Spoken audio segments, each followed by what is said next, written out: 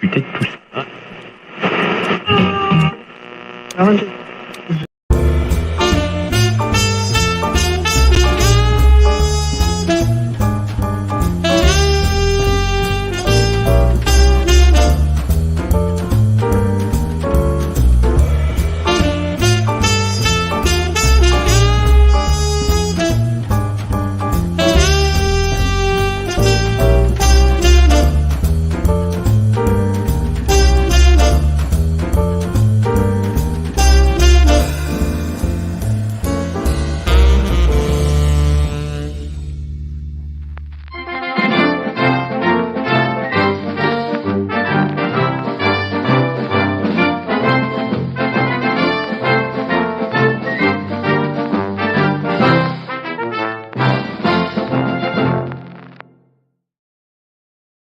Everybody.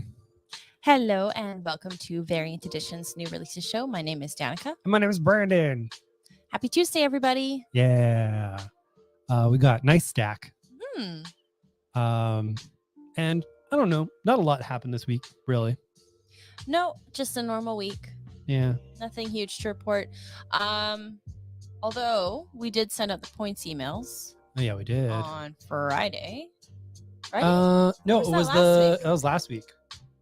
Never mind. Yeah. I thought it was like this last week. Okay. It's been it's been a Wednesday for sure. I've had a bunch of people ask me about different details and whatnot. Okay, yeah, that's what it is. That's what it is. All right. Well, if you continue to have questions or do have questions that you haven't asked yet, just let us know. Email us comics@variantedmonton.com and we can answer all your questions about the point system or compared to discounts, compared to et cetera, et cetera. Yeah, absolutely. And it does mainly concern our single issues. That's the biggest thing. If you're ordering graphic novels and stuff, not a lot has changed, honestly. So Yes. Check your email. If you haven't received one from us, check your spam and put us on your safe list, please. yeah, it would have gone out about a week and a half ago on our final order cutoff. It was a final order cutoff and an announcement for our subscription files. But basically, Thomas, what it means is we've just kind of changed our subscription service a little bit. I don't think it will really affect you much. But if you start having payment information on file, you'll start receiving points. And for every 100 points you earn $1, all this kind of stuff. So it's long. That's kind of the TLDR version is what I just said. Yeah, exactly. But yeah, no worries if you have more questions. We're here to help. Yeah. Alrighty. Also, Thomas, there's a book I know that you're gonna like in here. It's a spin-off from one of your favorites. So Oh, fun. yeah. I love it. So should we get right down to it? Yeah. Yeah. It's a nice healthy stack this week. We also got in some Omnis, but they take up a lot of space. So I think we'll just mention maybe what we have on shelf. I think we had a Sins of Sinister left. I think they were all spoken for. Oh, I thought there was still one. Maybe you found another name that I didn't know. Probably. That's okay. This is why you should special order and pre-order, because the shelf copies can be ate up. Yeah. Honestly, when I posted all of the files and posts, someone did ask for a copy, and I didn't know if there was an extra. I didn't think there was, but That's okay. No worries, but yeah, there was. If you are still interested and you didn't order one, there's Sins of Sinister hardcover.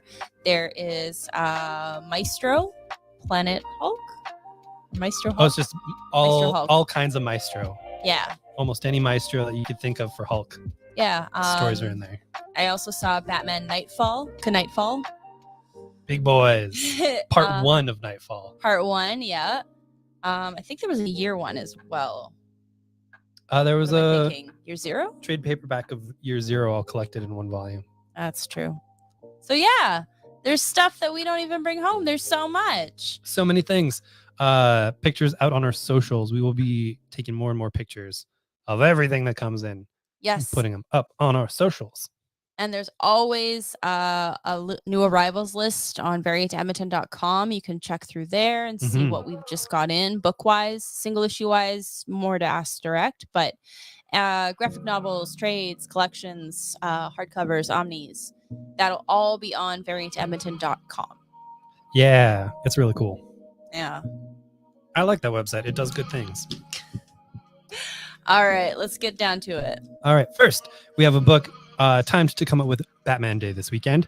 Although DC has given us permission to sell it on Wednesday, baby. Well, technically today, because they put on things on sale on Tuesday. It is the long-anticipated Batman Gargoyle of Gotham, which is outstanding. I've read this whole thing, and it's really cool. It's basically Raphael Grandpa doing a whole freaking Batman with his absolutely gorgeous and detailed art. It is kind of like kind of noir-y style, and has this sort of weird flow through of like old kind of like 30s 40s cartoons with like the creepy style. So yeah, and one of the cool things is they have a noir edition that goes along with it, which is in mostly the black and white kind of pencils with a lot of the red splashes that are in part of the art. But like, the detail on this thing. Nice detailed art here. With his luscious colors here. Ah, yes. Ooh. And so there was also, I saw a box in the back that you explained to me. So if you buy one of those, you get some kind of trinket. So not one of these, but no, another release that is being held for Batman Day because this is New Story. We didn't want to stop anybody from grabbing New Story, but stuff promoting the day itself we're holding. And there's a foil edition of Batman 608. That's the first Jeff Loeb, Jim Lee issue. It's fancy. It's foil. Apparently a chunk of the run is misprinted. Ours are not. With pages that are repeated in the inside. Yeah, I've heard that. Checked ours. They're good. They'll be out on Wednesday. And if you get one of them, you get a free mystery mini Batman. Now we've got a whole bunch of little package Batmans. So if you get one of the Batman 608 foils, you'll get one of those for free. Or if you just want a little Batman, you can get a little Batman for the price of one of the foil comics, and you get to take one of those with you. That's the same picture. It is, except some people will be like, I don't want that comic. And I'll be like, well, you have to take it. You have to buy and it. It also costs exactly the price of this comic. Yay! Tyson pre-ordered the shiny. Yeah. This is why you pre-order. I'm gonna backtrack slightly. Sean had a question. I'll give this to you. Batman stories. Would you classify Nightfall as a must-read? That is a good question. No. But it depends on what kind of story you're going for as well. Yeah. So Batman Nightfall was more of an experience than a set story, I would say, because it was the entire line for a chunk of time. So I would kind of bundle it in with an experience punctuated by moments, because that's where you get like the breaking of the bat and everything. Oh, the back? Yeah. The back breaky? We've got a few others. Oh no. Honestly, as someone who owns the entirety of the Clone Saga and Ben Reilly's run as Spider-Man in omnibus form, those stories aren't must-reads by any sense. But if you want to hit a certain flavor of a certain time, you could do way worse than what that line was doing at the time.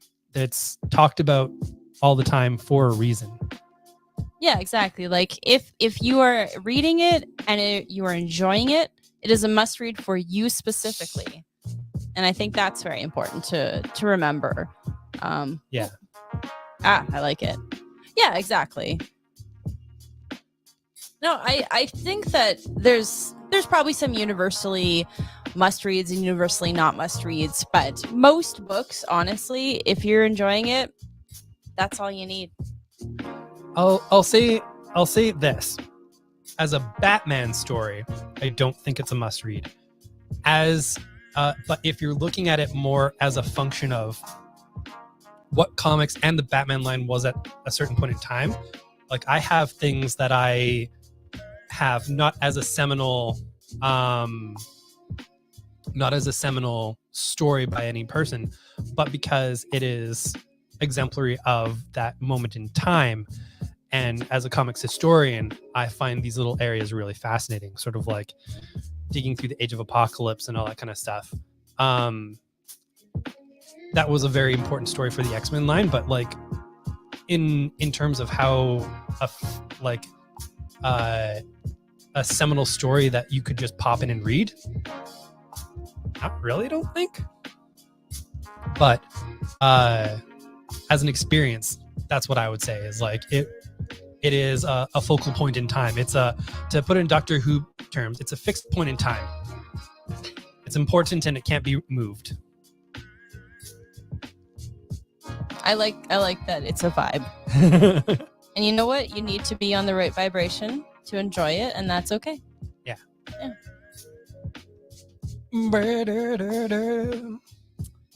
All right. So this is a fun book. I really loved it.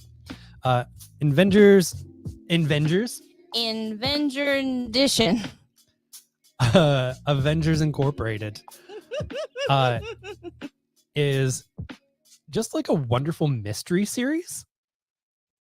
So it takes a lot of the Avengers trappings and builds sort of like a crime task team that's much more rooted in sort of this kind of detective-y style, I would say 70s style detective series, with Janet Van Dyne and the Vision using an alias. Ooh. And pieces of it touch on their past.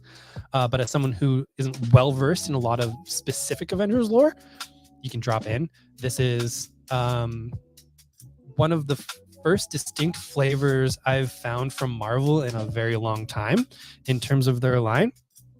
Although I will say I do enjoy the current Guardians of the Galaxy series for being full on kind of wild space Western. That can be experienced. You know what? Now that I'm thinking about it, there's a lot of new Marvel series that I've really enjoyed that have unique flavors. I like the new Scarlet Witch series is really wonderful because it basically Wanda has a fancy door that people can go through when they're at their absolute lowest because she doesn't want anyone to go through the trauma that she experienced, like somewhat inadvertently almost murdering all the Avengers. And so it's these stories about dealing with trauma and helping out people with like these nice magic moments, real concise storytelling that focuses inwards in the series. So you don't really need to know much. The new Black Panther series is really good because it gives a lot of flavor to Wakanda and explores different socioeconomic things within Wakanda. And the city design in it is absolutely outstanding. And it really shows how T'Challa hadn't really engaged with the wider populace. That sure, in Wakanda, no one wants for food or housing, but sometimes you need a little bit more than what you need to survive. And it's really a beautiful story about that, with sort of a lot of Black Panther superhero stuff built in. This Avengers Incorporated, you got your kind of 70s style, a little bit darker Rockford Files type of feel, where like there's solid mystery stuff going on and just like that nice pulpy story. I really like it. Speaking of pulp. Yeah, look at that. Yeah. I love the Rockford Files. I'll say the Rockford Files for anything, almost anything that applies. No, everything. Yeah. Hexagon Bridge. It's like the no. It's like the Rockford Files, but multi-dimensions. But not at all. No. Explorers Jacob and Elena Armlin find themselves trapped in a strange parallel dimension of elusive landscapes and shifting architecture, inhabited by mischievous entities. Now it's up to their clairvoyant daughter Adley and sentient robot Staden to rescue them. Honestly, the pitch for it did nothing for me, but the story did. Yes. The story is significantly better than the pitch. Yeah, and the beautiful art is absolutely stunning. One of the things that I've been using to pitch this book is actually the cover to the second issue, which is a young lady who has a polar bear on her back, just walking. Like a backpack. Yep. But yeah, the art in this book is the experience. The story itself, they did explain it quite well, but the visual effects in this are what sells this book. I highly recommend people paging through it because it has a lot of the feel of the cover, but with more of an ethereal kind of vibe to it. But technically, can't show it until Wednesday. No. Craig, I saw your comment. I'll have a copy in your file. Yeah, I think you'll really enjoy it. Yeah. Hey, look, it's Werewolf by Night. Yeah. This is a one shot. I can pull it up. With Elsa Bloodstone and Werewolf by Night. It actually goes through two different art styles. One kind of the more black and white, like you saw for the Werewolf by Night Halloween one shot, like special that they did last year, which was amazing. Yeah, and this definitely has that feel to it, and a very similar story as well. Except there's not like a whole bunch of people hunting down a creature. This is very much these two getting together to like take on monsters, and I think some of them might be Nazis. I can't remember, but it was fun. It's a fun book. Maybe there's Nazis. Who can tell? I don't know, but I like the art. Yeah, the art's real good. And I like the way that it goes kind of in between the two. Yeah. Yeah, it's really cool. Yeah. All right. I forgot the main cover to Batman and Robin because I forgot that we didn't get those in until after I pulled the number ones last week. But you know what? It's okay because we have the art girl. We have the art girl. So, is this character in this book? Who cares? Wait, is she? Look at the foil boobies. Comics. Also, there's a story inside. Something. Is it a story, maybe. I don't. Joshua Williamson and Simone DeMeo are doing this new series, Batman and Robin, spinning out from. You might have heard of Batman. What? Yeah. That sounds stupid. Yeah. This is very much about Bruce and Damian's dynamic. And Simone DeMeo, their art I've always really liked. They're the ones that did We Only Find Them When They're Dead. And I always like that stuff. So this has, yeah, she's in it a little bit. You big sillies. She's right here. This I could show you because it's out on Tuesday. See, she's hanging out. She's hanging out right there. I might skip this one because it's got a lot of words in it. Boop. That's true. It's distracting, but it sounded really good. It was real good. Oh, heck. Yeah. Oh, wait. There's a whole bunch of...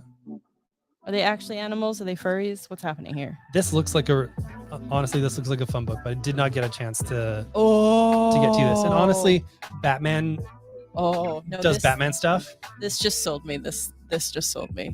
Yeah, I'm good gonna read times. this. Okay. You're gonna read a Batman book? I mean, it's got fun animals with guns in it. Of Sweet. course, I would read this book. Well, Batman is inconsequential to me. Danica, I expect a full report. Okay. I'll write that up tonight, sir. It was a Batman. Yeah, that would. Yeah, it was a Batman. There was some flying and guns. All right. Coming up next from Dark Horse, St. John. In partnership with groundbreaking clothing brand Portland Gear. Okay, I see what you did. Dark Horse Comics is proud to present the Rose City's very own superhero, St. John. Can you hold up the other cover, please? Yeah, can. Cynical Manhattan writer Tori Slate travels to Portland, Oregon to track down the enigmatic St. John, a masked man who roams the city doing good deeds for strangers, appearing at random and vanishing without a trace. Who is he? Why is he? Why does he do it? And what is his seemingly supernatural connection to the City of Roses? Tori aims to put these questions to the man himself, unaware that the answers will change her life forever. What? Ever. I'll be perfectly honest. I do not remember ordering this book. You were in some kind of a fugue state because you saw Portland and went, "Woo, Portland! Hope there's no Nazis." Yeah, and I did read it, and it is a fun book. There's a puppy. Yeah, it's very Portland. And It's Portland, Maine. you don't really. It is not. I don't even know where that is. I wanted that. But you don't need to know much about Portland. You don't need to know about this brand that's sponsoring this really at all. Because we don't. It is a character, and I read it. And if you're just looking for a solid little kind of like very grounded superhero, and I don't say grounded superhero is like it's so realistic. It's like just a dude who's helping people, just straight up. Just like doing good deeds for folks. Okay, they do have an ad in the back. I Yeah, was like, there's a couple they of them. have to have an ad, right? Anyway,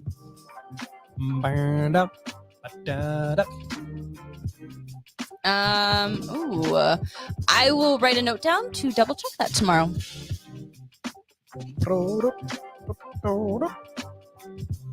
Wow. I want to say yes. I feel like I pulled one for you. It just might not be on the email that he got. Yeah. Our image stuff came in kind of by the skin of its teeth this week. We did get last week's stuff, and we got this week's stuff shipped out to us real quick, like because of the transition really messing up some stuff. Oh, that reminds me. Got some bad news, Danica. What? So Black Cloak collection was supposed to be out this week. Jesus, what? Yeah. And it just poof in Well, the ether? so at some point during this transition, because these have been ordered with previous order codes, Diamond just straight up deleted our orders. I know I ordered them. I know I ordered 5 for shelf. And one for me. And I also ordered Forged, which the first collection was supposed to be out this week too. Oh no. Andrew caught Forged. I caught Black Cloak. And I'll be looking into some of the upcoming trade paperback collections because what the heck? So there was some emails sent off to Universal and they're just like, yeah, we'll get them to you. It's like, good. Yeah, because Universal's actually good at their job. And Diamond apparently is already out of Black Cloak.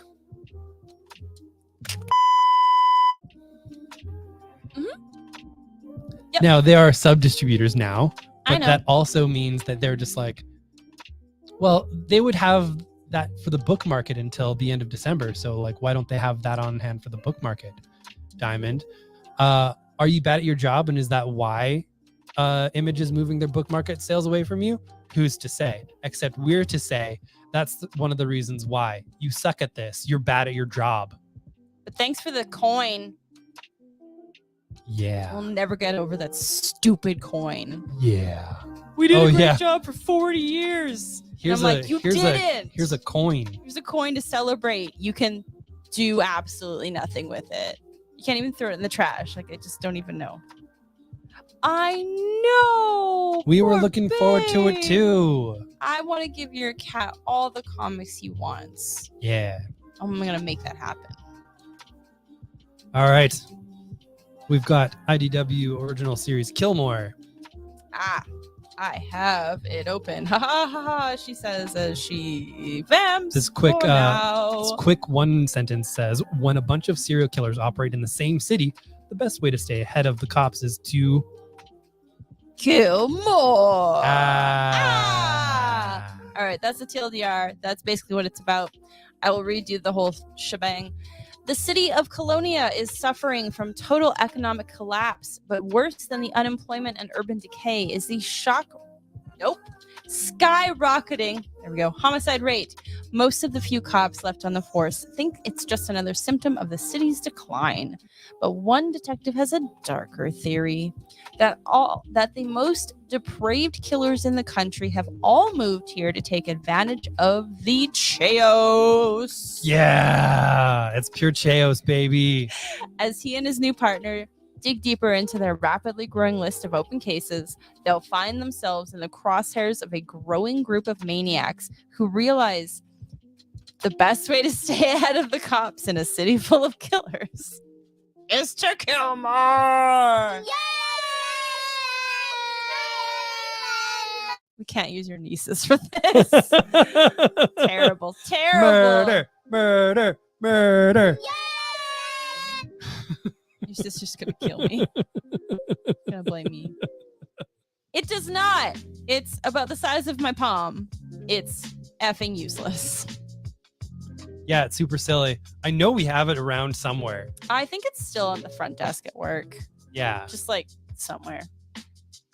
It's not here. We would not bring that trash into our home. No. No.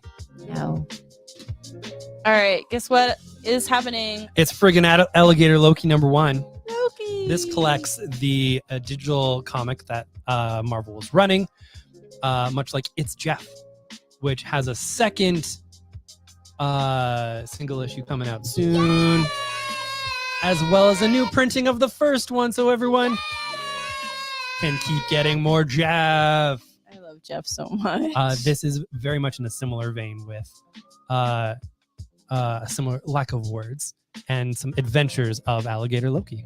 Oh my god, he's so cute. He's just a baby. He's got a belly. He does. Oh, I love him. Written by Alyssa Wong. Art is Bob Quinn. Very cute. Very cute. This Oh, is Bob exciting. Quinn's got another book out this week. Really? Yep. Oh. Do you want to segue into that one, or are we? No, that's called a tease. Oh, not a segue. Yeah. Baby. Okay, I love him. Thomas, this is the book I was talking about, a spinoff from Minor Threats, The Alternates, taking place in the same universe as the Patton Oswalt, Jordan Blum series. This one has art from Mittens, Christopher Mittens, That is. with some extra work from Tess Fowler, who does a lot of beautiful fantasy sequences. This is about a ragtag group of villainy heroes who have clearly went through something in this universe.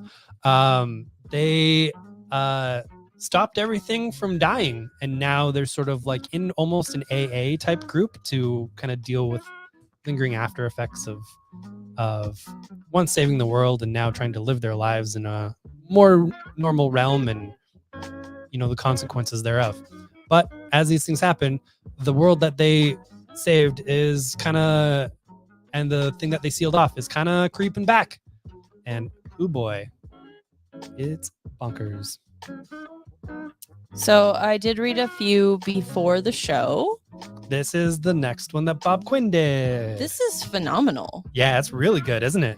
Really, really good. And by two first-time comic writers. Really? Yeah, The art is amazing. it is. The writers are the so-called Supple Boys. They actually are. You've been wrestle-pilled.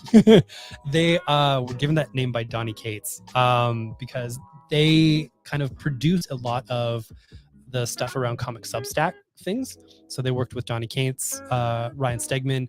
They work with Matthew Rosenberg. Matthew Rosenberg, Brian Bendis.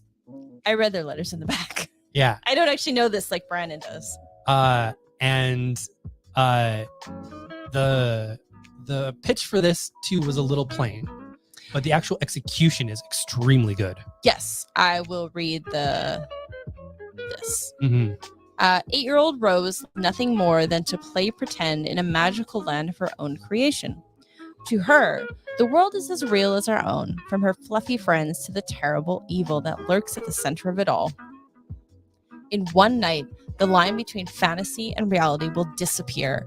An ancient hunger will feed again, and Rose will be pulled into a gruesome saga that began centuries before her birth. Now, this could go either way. We've read amazing solicits like this, and it's been like, blah. One thing I can tell you is do not read the last page. My goodness. Before you are done. Just go in from page 1 and start there. Yeah, the execution of this idea is really good because it is a somewhat standard pitch of like magical created realm thing happens and the chosen one needs to save everybody. Now, how that happens in this is entirely unique, I feel, and really sets the tone for what's to come. I have read issue 2 as well. Ooh. And it gets better. Oh my god.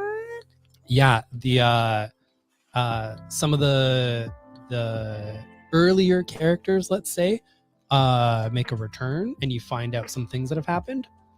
And it's so well done because it also straddles this line of like, what is real to this child, what isn't, especially given the consequences of her actions or the actions that she's taken, to be vague about it. It's very, very good. It's so well done. Yeah. Marvel actually is doing a lot with the digital stuff. They usually have at least 5 fresh web stories each week. Their X-Men one is over 100 issues in. They have one that's romance focused. There was one that was really good, Patsy Walker style, like 50s style one that was done by Trina Roberts, I believe. Roberts or Robbins? Robbins. Nice. That was like incredible. Not the art on that one, but the writing, and it was so good. I was gonna, oh my brain. I was like, we were just in Stellar 4. Never mind. We're good. We're good. Let's talk about Daredevil. Mm-hmm. Daredevil. Ooh, ha, ha. The daringest of devils. And you're right. Jeff the Land Shark is cute as heck. Speaking as cute as heck. Not really. Does anyone want a guilty Catholic? Yeah. So we got cute. Daredevil. He is a very quirky boy. Ooh, look at me. I'm so cute. Mild spoilers for the Chip Zdarsky stuff because this emerges from it.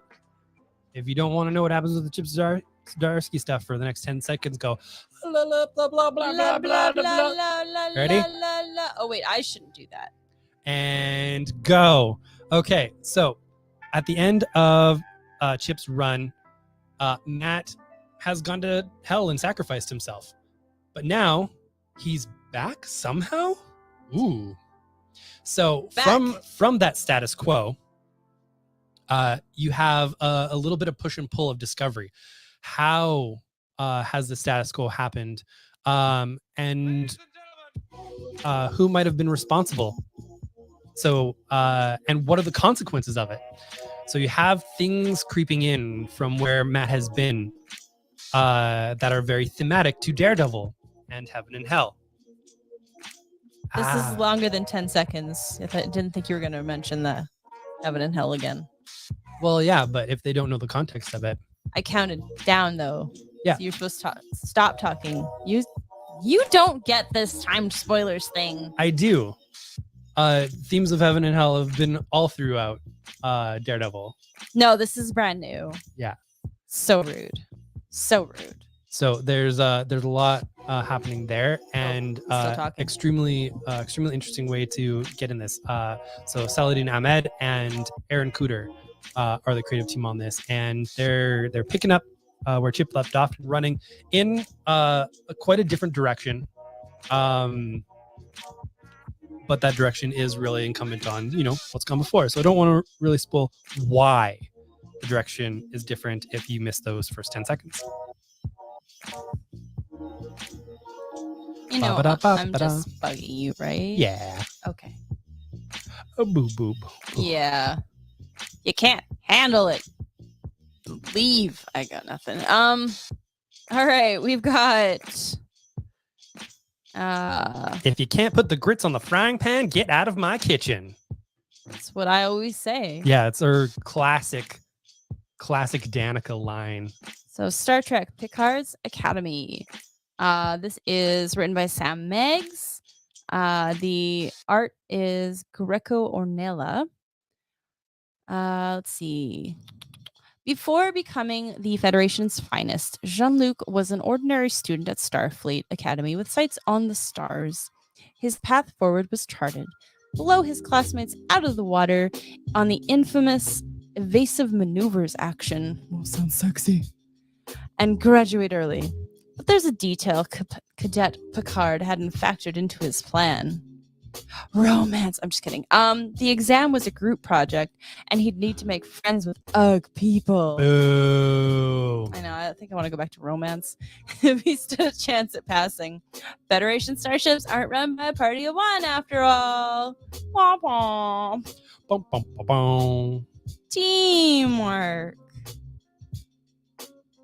Teamwork makes the dream work, Jean-Luc. Yeah. We have the return of Coda from Simon Spurrier and Matthias Bergara. This was originally a 12-issue high fantasy miniseries that is collected in one absolutely gorgeous, oversized volume. And we have many of the tiny soft covers. So if you don't like hardcovers, we have soft covers. Indeed. A lot of them in our bargain because we got some bargain. A lot of boom bargain that we found that we're very happy with. This is a return to the world you don't have to know anything that's happened before, which is really like when they do series like this. Same with when they did Wild's End again. It was just taking place in a different spot. And Fancy had to know because it was like the 5th volume. Oh, Fence? Yeah. Yeah. There's fencing and smooching. Fencing and smooching. Kind of all you need to know. Yeah. Most of our sports section is romance. Oh, yeah.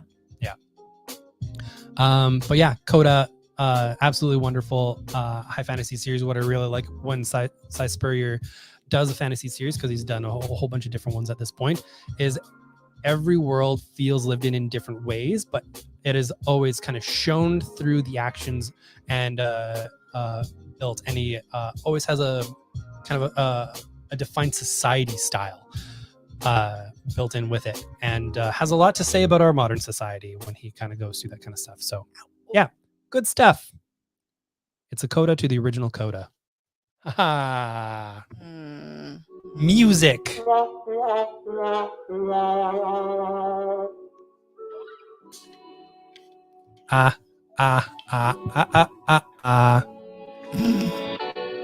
These kids these days. All right, so we have Okinawa. Oh yeah, this actually came out a couple weeks ago, but I got in another copy because this is the first physical release from the Manga Explaining podcast. Manga Splaining podcast that isn't Chip on that? Chip's on that. Chris Butcher's on it. Debbie Oki's on it. And as part of the Substack, they use their subsidy to bring over certain series. Mm. And they publish them on their Substack. And Fantagraphics is partnered with them to actually print those series. So this is the first one that they have, which is really cool. Because like Deb and Chris know manga. They know it deep, and the wide breadths of it, and a lot of it is explaining the whys and hows to Chip, who has actually been having quite a fun time digging through it. I listen to episodes every now and then. I love the Yotsuba one. Yeah, you would. Yeah. But yeah, they put this together, and I think it's a really interesting story. Mm-hmm. All right. Okinawa, a place of vibrant culture, lush greenery, and blue waters, draws millions of tourists from Japan and abroad each year. Situated on Japan's southernmost islands, the archipelago was for centuries an independent kingdom until its military annexation by the Japanese Empire just decades before World War II. But as U.S. forces approached in the last days of that conflict,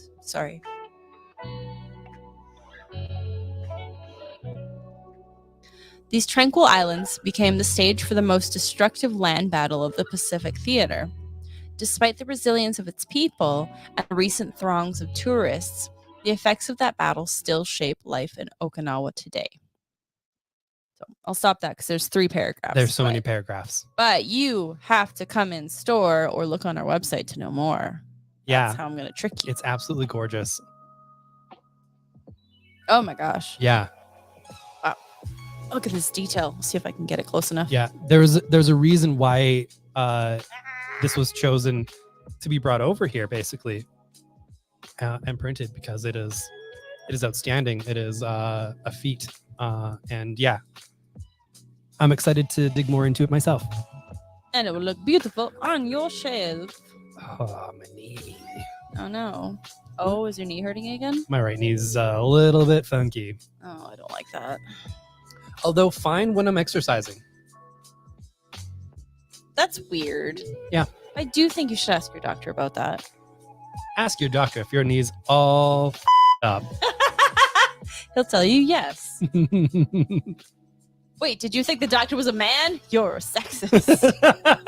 That's one of my favorite out of nowhere jokes. I'm so glad. I'm so glad I could share that for you. With you, to you. I don't know. I'm just going to fix your sleep because you're bugging me. So this is extra exciting because I recently got to fill up even more of my Agatha Christie collection. I've been collecting Agatha Christie's in the old paperback format. The older the version, the better, more or less. There we go. Because I believe that Agatha Christie's are meant to live in a back pocket and come with you and be read to death. To death. And this is very exciting for me because I'm adding it to my collection. It's a graphic novel adaptation of The Murder on the Orient Express.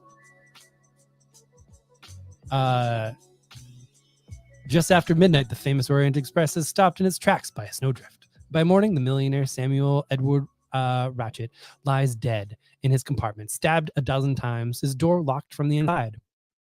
Without a shred of doubt, one of his fellow passengers is the murderer. Isolated by the storm, Detective Hercule Poirot must find the killer among a dozen of the dead man's enemies before the murderer decides to strike again. You might have seen so many adaptations of this because there are so many adaptations of this. I personally like the one where everyone decides to murder Johnny Depp. Yeah, I only enjoyed that movie because he was the one who got murdered, and I was like, oh, okay, fine. That's how you're going to make me watch a movie with Johnny Depp in it these days. Well, in both of those Poirot movies were cursed. They were not great. Because the first one had Johnny Depp post all of Johnny Depp, and the second one had post Armie Hammer after him talking about how he wants to eat women alive. Just wants to lightly cannibal them. Oh, Army Hannibal the Cannibal. Yeah. Yeah, I thought you were gonna mention Gal Gadot. I thought that was the one. No. She was also in that. Yeah. There's so much to talk about. The stories are still good. It's just all the actors were like,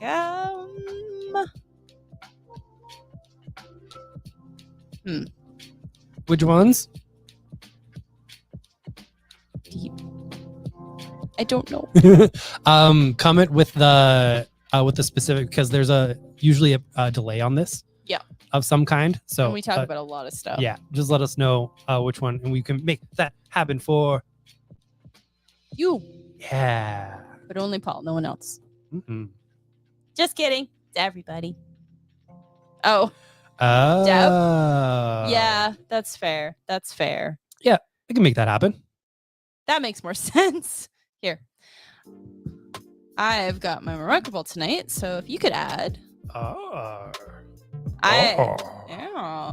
I'm going to talk about Quinelope and the Cookie King Catastrophe, starring Johnny Depp. No.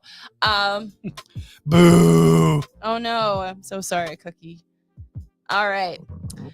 Do you like cookies, laughs, sugary adventures of the wildest kind? Then come on! The Cookie King is gone and we need your help to bring cookies back to Pleasant Town. Quinelope wakes up one morning to learn that all of the cookies in her town have gone missing. Dun dun dun! No, that's not okay. It actually says that on the back, which I love. The bakery and grocery store. It says dun dun dun. It says dun dun dun. It does. That's good editorial. The bakery and the grocery store are full of cakes, but no cookies. What is a cookie obsessed queen supposed to do? Solve the mystery of the cookie catastrophe, of course. Along with her dutiful butler, Bub, and loyal companion, Star, the trio set out on a hilarious but perilous mission, facing explosive enemies, a mighty milk monster, the infamous cake criminal, and more to rescue the kidnapped Cookie King. Can Quinelope bring the Cookie King and his cookies back to Pleasant Town? Or will she be doomed to eat crummy cakes forever? Oh no. I like cake. Yeah. This is rude. This is cake erasure. Oh my god, look how cute this is. All right, that's cool. It's so cute. It looks like quite young. Yeah. So I'd probably say like 6 to 10. The good part is a lot of times for graphic novels, if you look on our website, Book Manager has them all classified. That's true. It's also written in a dyslexia-friendly font. Right. Which is very That was cool. another reason why I really wanted to get this in. Actually, I'm going to pull up our website and I will tell you that after you mention this one. So this is really exciting. Marvel has been doing these sort of all ages volumes, and now they've collected their the Captain Marvel action books that IDW had done, but hadn't gotten around to collecting all of. It's got issues 1 to 6 and 1 to 5 because they did 2 series. What? All written by Sam Meggs, with most of the art by Sweeney Boo. I love Sweeney Boo. So this is an all ages Captain Marvel book. If you would like, if your wee kiddos are interested and you're just like, I don't know about like a full on series, you got 11 issues for $17.50 Canadian, and that's good. That's just a good deal. So yes, it is an 8 to 12. This is what I thought, but I just wanted to make sure. Yeah. No, yes. Yeah, do that. I'm just like, so we did receive our copies of Blue Book. Unfortunately, they have all been damaged slightly. There's been a corner busted, so we won't have it on shelf tomorrow. I've emailed our people that special ordered, so they know what's up. But I wanted to mention that it was out. So if anybody is looking for it tomorrow, if you'd like a damaged one, I will give you a discount. I would be very happy to give you a discount.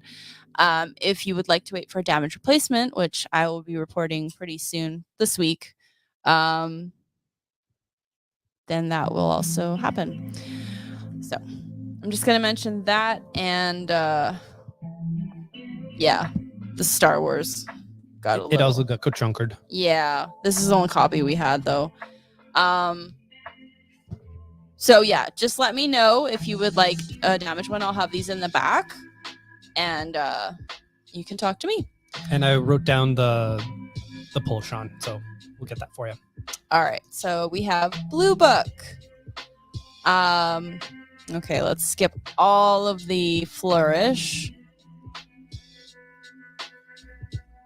Okay, basically, since it doesn't say anything useful, it is about the Betty and Barney Hill abduction in the 60s, which is one of the largest and most documented alien abductions pretty much ever. It's the big one. It's referenced everywhere. They've had movies about it. They've had podcasts about it. They now have a comic about it. Mm-hmm. And it also has mini stories in the back. Let's see here. Does it have the mini stories? No, you know what? I think those I mini lied. stories were exclusive to the single issues. The true weird stories. Yeah. Sure. Okay. Well, I have them. It does have some art. It does have the covers, which is pretty cool.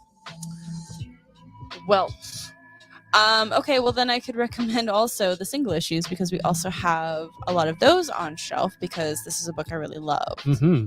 And yeah, so if you want those extra stories, that is the way to get them. Yes. And you read them. They're pretty good. Yeah. Yeah. Fun as hell. There you are.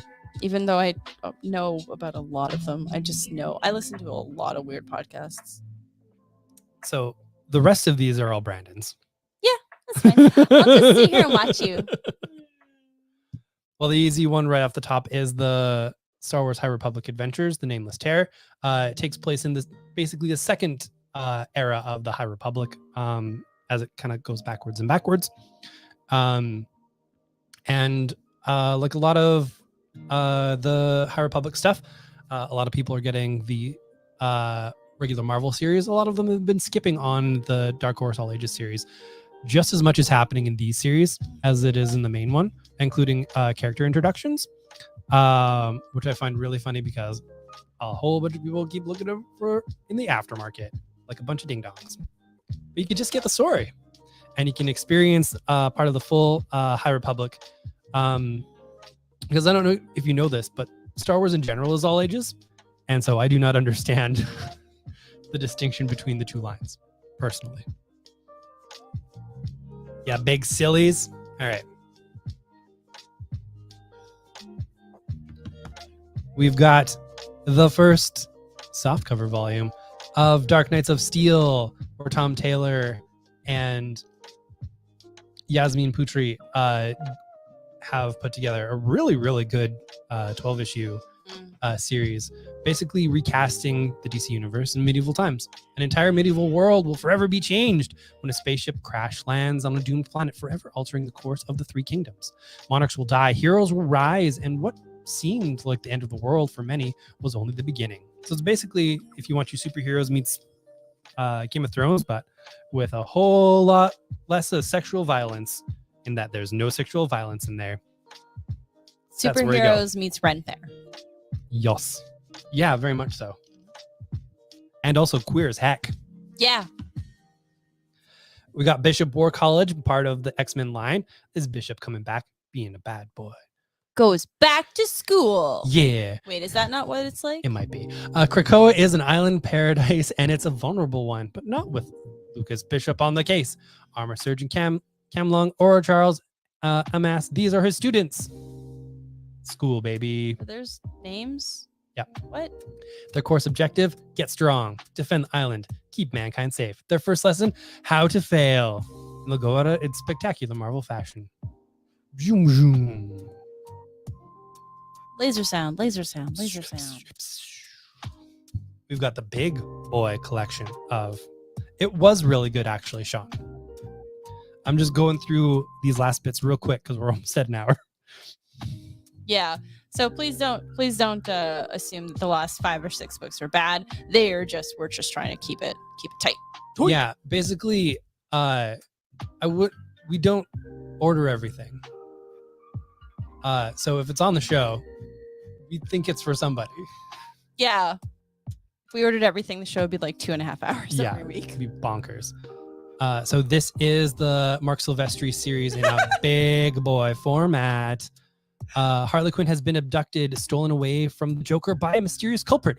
But who? Horrifying humanoid monsters bearing an unsettling resemblance to the Joker are stalking the streets of Gotham, collecting severed heads. But why? Jim Gordon is missing. And after receiving a package containing a bloody piece of the Gotham's commissioner, Batman knows he must be willing to do anything to save him. But how? When the Joker proposes an uneasy alliance with Batman, the answers to these questions become clear, and the sinister conspiracy that is revealed will shake the Dark Knight to his core. What? The main selling point of the series is the Mark Silvestri art. It is gorgeous. It is throughout the whole thing. There's no fill-ins. It is all him, and he's been working on it for years. So, yeah, there you go. We've got dueling autobiographies from Tom Scioli. Pew, pew, pew, pew. You've got I Am Stan, a graphic biography of legendary Stan Lee, and you've got Jack Kirby, The Epic Life of the King of Comics. They are about who they say they are, and not vice versa, because that would be very weird. So yeah, these are basically, your straight up graphic novel adaptations. I like this pull quote on the Stan Lee one from Sean Howe, who did the Marvel Comics The Untold Story, which I would say is like very unbiased. A swirl of myth and history as colorful and breathlessly told as a vintage Marvel comic. I Am Stan transforms a compendium of juicy anecdotes into a poignant pop art portrait. I was seeing if we had the Marvel one that you just mentioned. I know we do somewhere. It Might. might just not be. Oh, yeah, it's right there. Oh! Yeah, it's an incredible book, by the way. If you want to know a lot about the history of Marvel Comics, Kaboom. and not just the sort of like the sanitary version of it, oh, it's incredible. I burned through that. It was so good. And so yeah, both of these are really good. Tom Scioli puts together a wide variety of stuff in sort of like I can show some of the art in sort of like that older Yes. school comic style. Very cool. So the hardcover of this is out of print, but you can still get it in softcover. So if this looks Yeah. interesting to you, absolutely get it. The soft cover's blue. Yeah, it is. And it's $21.99. Yeah. This is why I put our reference material back here for moments like this. Speaking of reference material, we've got Working with Ditko, a fascinating account of collaborating with the enigmatic comic book master. Quote starts it, I first met Steve Ditko in the halls of DC Comics in New York City. I began working at DC in 1974. So begins the saga of an eager young comic book writer-editor's fruitful years in creative collaboration with one of the greatest comic creators of all time, Steve Ditko, co-creator of Amazing Spider-Man and Doctor Strange. As a team, Jack C. Harris and Ditko worked on numerous projects, including Shade the Changing Man, the Legion of Superheroes, the Hulk, and much more. And this heartfelt memoir includes never before seen Ditko artwork and an insider's view of working with comics' most mysterious practitioner. He also had some wild ideas. He was real into Ayn Rand. Ayn Rand. Ayn It's not Ayn Rand. Rand. Ayn Rand. Amram. Yeah, I didn't know that either. But it's on the back of a book from Tomorrow's, which means it's 98% chance of being true. Because sometimes I've read some Tomorrow's history stuff, and I'm like, I mean, okay, this little piece of information is not true. But it feels true. And I think in this day and age, that's good enough. Yeah. All right. We're over an hour. Let's do this.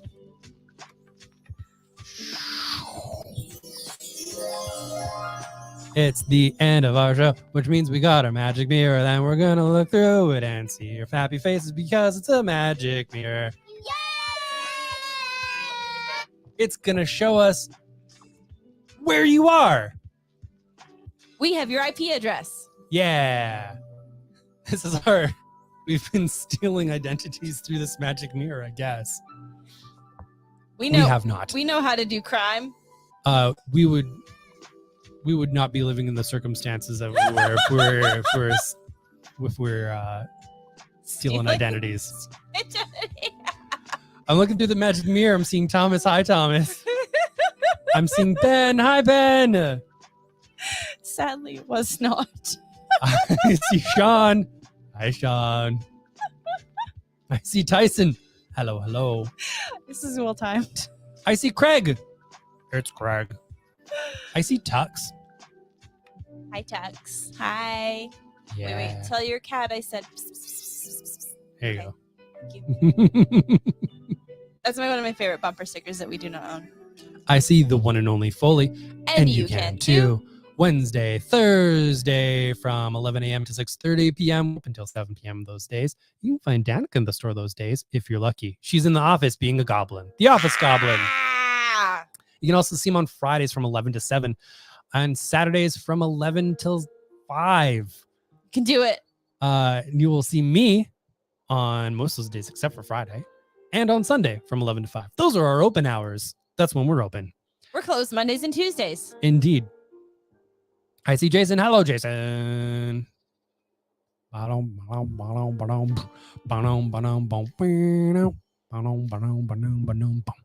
some new comments at the bottom. I see Austin. Hello, Austin. Do dance. dance. I see Paul. Hello, Paul.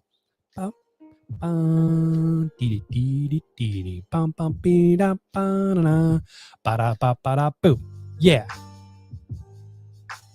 I see Bryce. Hi, Bryce. I see Kate. It's Kate. Hello. Hi, Kate. Yay. Yay. And we say hello to all of your pets and animal friends. Yeah.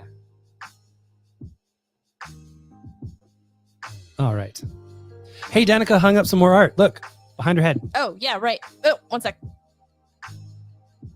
It's pretty good. I would tilt the camera up, but that would involve Just grabbing it. and that's not happening. So now we have an official bookshelf for all his McSweeney's and hung art.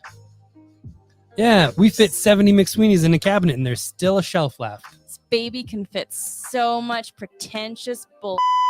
Yep, that's not wrong. All right, folks. All right. Thank you for being here. I didn't say it during the mirror one this time because it just went off on a ramble. But we hope you know that we are here for you too, always. And whatever you need, just kind of reach out. All right, folks. We'll talk to you soon. Bye. Bye.